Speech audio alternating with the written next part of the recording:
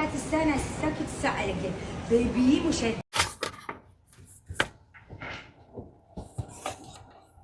إذا تدور عن فيلم تتونس بيه ويدمج بين الحقيقة والخيال، فيلم إذا شفته مرة حينطبع ببالك وأكيد حتخليه بقائمة أفضل أفلامك، هاي إذا ما كان أفضلهم. The Green Mile. للي ما يعرفني، أنا عباس رياض، شاب مهتم بالسينما سواء من ناحية الأفلام أو المسلسلات العالمية والعربية. فإذا أنتم مثلي تحبون الأفلام وهذا المجال فأطبق على صفحة وكمل الفيديو، وإذا أنت ما تحب هاي المجال وهاي الأفلام فعادي غلس وسوي سكيب للفيديو. The Green Mile هو فيلم درامي وجريمة وبجوانب كوميدية بسيطة.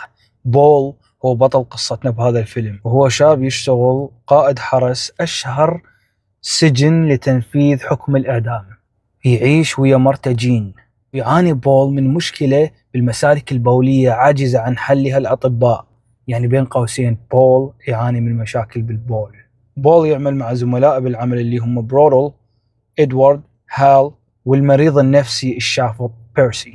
يعيشون حياة طبيعية إلى أن يجيهم بيوم من الأيام سجين محكوم بالإعدام يحمل في طياته الكثير من القصص المريبة والغريبة. جون كوفي. جون كوفي هو شاب أسمر البشرة، طويل القامة، ضخم الكتلة، مخيف. من تشوفه من بعيد أول شيء ممكن تفكر تسويه أنك تتجنبه.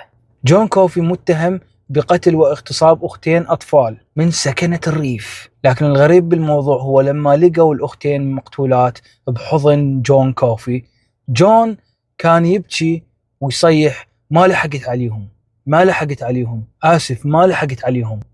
قصة غريبة. يبدأ بول وزملائه بالتعرف على هذا الضخم المرعب، وأول طلب يطلبه جون كوفي من بول هو أنه يخلي الضوء مفتوح أو الإنارة مفتوحة بالليل بوقت النوم. لما يسأله ليش يقول له لأن أنا أخاف من الظلام.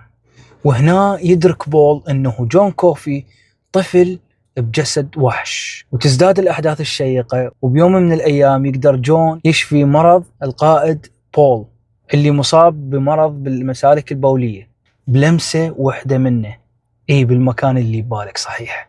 ويكتشف القائد بول أنه جون كوفي أحد العباد الصالحين اللي عندهم كرامات من رب العالمين. فيقرر بول هو وزملائه أنه يحررون أو يهربون جون كوفي من السجن ومن حكم الإعدام، لكن تواجههم عقبات كثيرة أثناء هاي المحاولات. كافي ما أريد أحرق عليك بعد. نهاية صادمة وعظيمة وأريدك تشوفها. بالنهاية إذا عجبك محتواي تابعني، ما راح تخسر شيء والجاي أفضل. وهسه تقدر